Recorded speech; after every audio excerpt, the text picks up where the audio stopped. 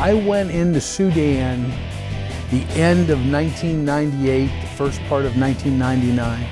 I went in to help a man put a roof on a college.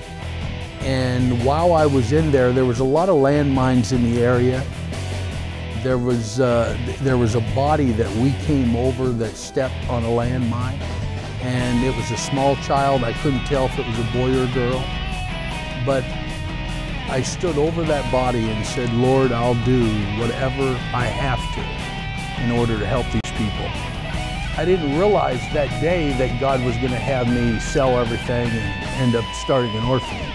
4.5 years ago, I lost my son, and at that same time, it seemed like everything was falling apart. And I just come back from Sudan, and I walk in the house. My wife said, we got a problem.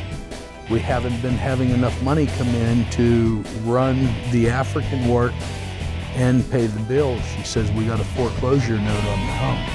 I had an automobile even repossessed because of doing the work in Africa. I threw it on the table and I said, they can have the house. Send the money to Africa.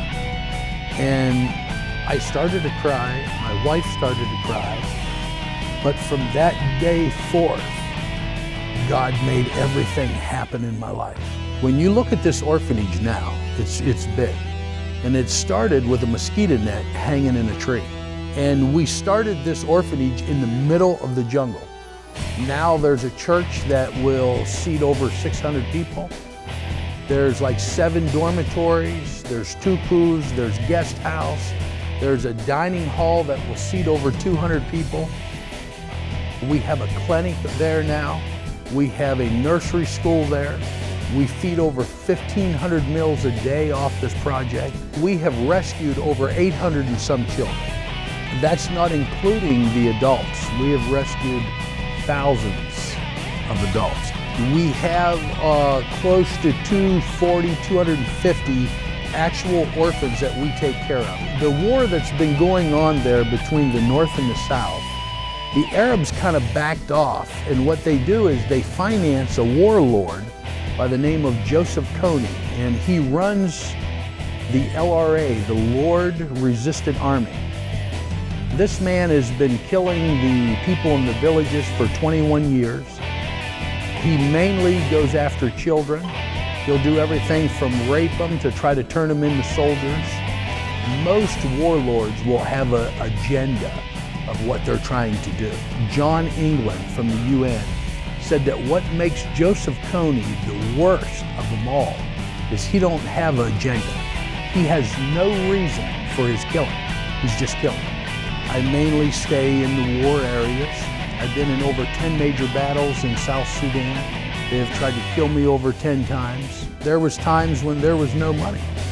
I mean, absolutely no money at all. Matter of fact, when I first met Cornerstone, somebody from Somerset County called Tim Bergen and told him about this missionary that was broke down. And I was actually broke down in the middle of the jungle. Both of my trucks were broke down, and I needed a transmission in one, a clutch in the other. And somehow Cornerstone found out about it and literally sent us the money. And it wasn't a little bit of money. They sent us like $7,000 to get the transmission, all new tires, everything. So I mean, over the years, we had a lot of different challenges. I would rather choose to be in a condo down in Florida where it's nice, where I could be riding my motorcycle year round. I mean, that would be my choice. So many times you'll hear people doing God's work, they'll say, oh, I'm just happy doing all this. I can honestly say I'm not happy every day doing it. I'm not. But I do it every day because God called me to do it every day.